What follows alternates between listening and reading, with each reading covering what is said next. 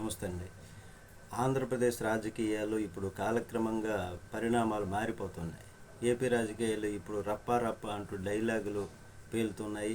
ఏ ముహూర్తాన్ని ఈ డైలాగులు బయటపడ్డాయో కానీ అధికార కూటమి విపక్ష వైసీపీల మధ్య డైలాగ్ వారు ఇప్పుడు రప్పా రప్ప అంటూ జరుగుతోంది. తాజాగా జనసేన అధినేత ఉప ముఖ్యమంత్రి పవన్ కళ్యాణ్ గారి మీద మాజీ మంత్రి సీదిరి అప్పలరాజు గారు సెటైర్ వేశారు.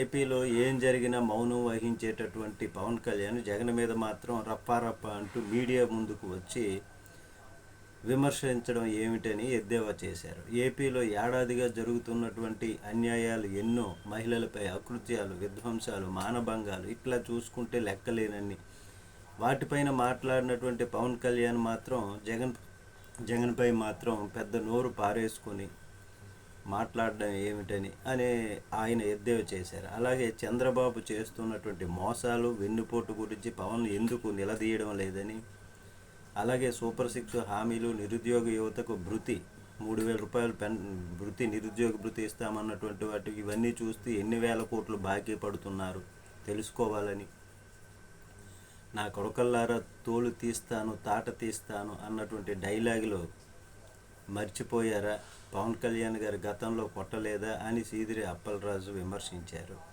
ఆనాడు ఈ నీతులు ఏమయ్యాయని పవన్ కళ్యాణ్ గారి పైన మండిపడ్డారు. అలాగే పవన్ జగన్ మీద విమర్శలు చేయడం కాదని, కూటమి పాలనలో తప్పులను సరిదిద్దాలని ఆయన హితవు పలికారు. 2014లో యువతను చంద్రబాబు మోసం చేస్తే ఇప్పుడు పవన్ కళ్యాణ్ని చూసి ఓటేసి మోసపోయామని అనుకుంటున్నారని అన్నారు. అయితే ఇక్కడ సీదిరి అప్పలరాజు గారు అనడమనే కాదు, ప్రజలు కూడా ఇప్పుడు భావన ఎలా ఉందంటే, పవన్ కళ్యాణ్ గారు గతంలో ఊగిపోయారు, అది చేస్తాను ఇది చేస్తానని చెప్పారు, అది నిజమే అనుకున్నాము. కానీ ఈ విధంగా ఇప్పుడు సంవత్సరం అయ్యింది గడుస్తున్నా కానీ ఆయన ఎక్కడ పెదవి విప్పడం లేదు. అసలు ఏం జరుగుతుందో కూడా ఆయన పట్టించుకుంటున్నారా లేదా అనేటటువంటి భావన ఉంది.